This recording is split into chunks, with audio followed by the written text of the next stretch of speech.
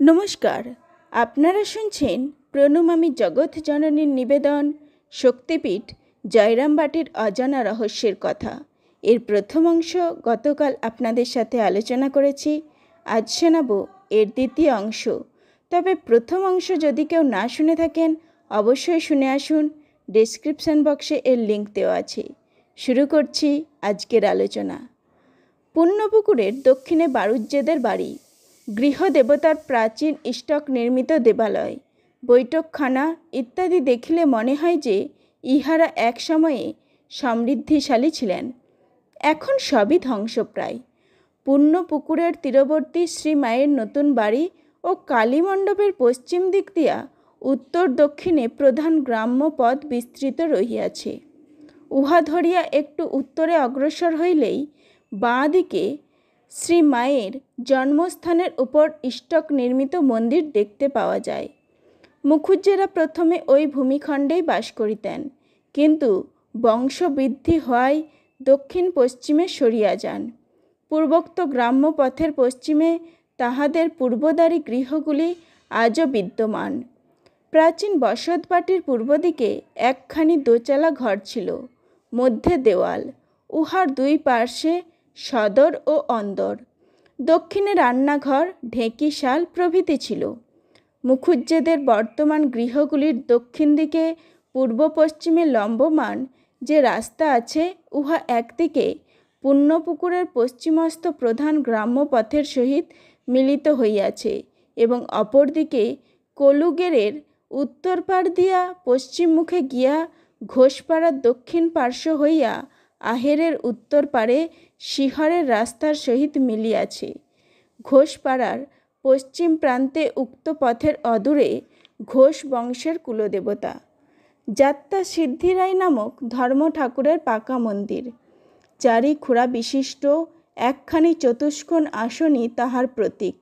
জয়রামবাটির চতুষ্পার্শ্বস্থ যে সকল গ্রামের সহিত শ্রী রামকৃষ্ণ বা শ্রী মায়ের পবিত্র স্মৃতি বিশেষভাবে জড়িত, তাহাদের মধ্যে শিহর, কোয়ালপাড়া, আনুর ও শ্যামবাজারের নাম উল্লেখযোগ্য।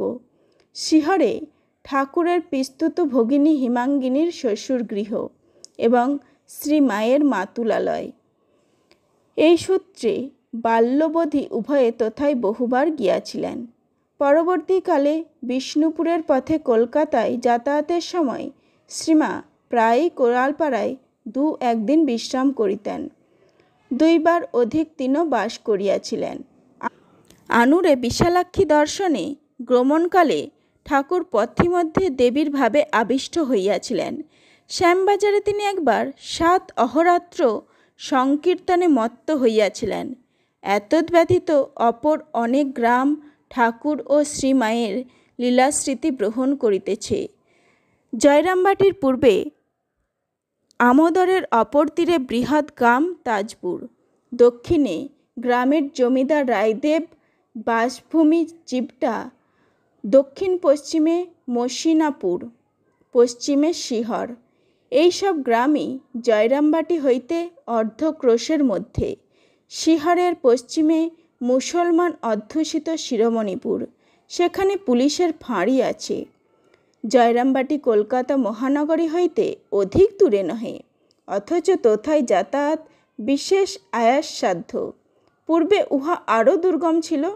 তখনকার দিনের অধিকাংশ লোক কামারপুকুর, বেঙ্গা চৌরাস্তা, কুমারগঞ্জ, একলকি ও উচ্চালনের পথে পদব্রজে চলিয়া ও চটিতে বিশ্রাম করিয়া বর্ধমানে উপস্থিত হইতেন এবং তথায় ট্রেনে চড়িতেন। সঙ্গতি সম্পন্ন বিরল 2-4 জনই পালকি প্রভৃতি সাহায্য লইতেন। সমস্ত পথেই তখন দস্যু ভয় ছিল। ওই পথে গোজানে দভ্রসম্ভার গ্রাম হইতে গ্রামান্তরে প্রেরিত হইত। উচ্চালন বর্ধমান হইতে আন্দাজ 16 মাইল, কামারপুকুর হইতেও প্রায় ওরূপ। অপর একটি পথ কামারপুকুর হইতে জাহানাবাদ বা আরামবাগের মধ্য দিয়ে তেলে ভেলোর মাঠ অতিক্রমপূর্বক তারকেশ্বর পর্যন্ত গিয়াছে। এই পথে কলকাতার দূরত্ব অল্পতর হইলেও উহা অধিক ভয়াবহ ছিল। বর্ষায় এই পথ দুর্গম হইলে কেহ কেহ আরামবাগে গহনার নৌকায় উঠিয়া রানীচক ও কোলাঘাট হইয়া কলিকাতায় যাইতেন। বেঙ্গল নাগপুর রেললাইন খুলিবার পর বহু লোক বিষ্ণুপুরের পথে যাইতেন। কলকাতার লোকেরা বিষ্ণুপুর পর্যন্ত ট্রেনে যাইয়া তোথা হইতে বাসে কতুলপুর, কোয়ালপাড়া ও দেশরা হইয়া জয়রামবাটি গিয়া থাকেন। বর্ষাকালে বাস কতুলপুরের ওদিকে আর যায় না, সুতরাং বাকি পথ গোজানে বা পদব্রজে যাইতে হয়। কেহ কেহ বর্ধমান পর্যন্ত ট্রেনে যাইয়া বাসে আরামবাগে উপনীত হন এবং তোথা হইতে গোজানে বা পদব্রজে কামারপুকুর হইয়া জয়রামবাটি গমন করেন। এতদ্ব্যতীত ছোট লাইনের ট্রেনে চাঁপাডাঙ্গা যাইয়া সেখান হইতে বর্ষা ব্যতীত অন্য ঋতুতে মোটরে বা বর্ষার সময় গোজানে আরামবাগ যাওয়া চলে। আরামবাগ হইতে জয়রামবাটি আন্দাজ 11 মাইল। নমস্কার, আজ এই পর্যন্তই। শক্তিপীঠ জয়রামবাটির পরবর্তী অংশ শুনতে পাবেন আগামী সোমবার ঠিক সন্ধ্যা 6টায় প্রণমামী জগৎজননীতে, কারণ শনি ও রবিবার এখানে শর্টস ভিডিও দেওয়া হয়। এতক্ষণ প্রণমামী জগৎজননীর সাথে থাকার জন্য আপনাদের অসংখ্য ধন্যবাদ।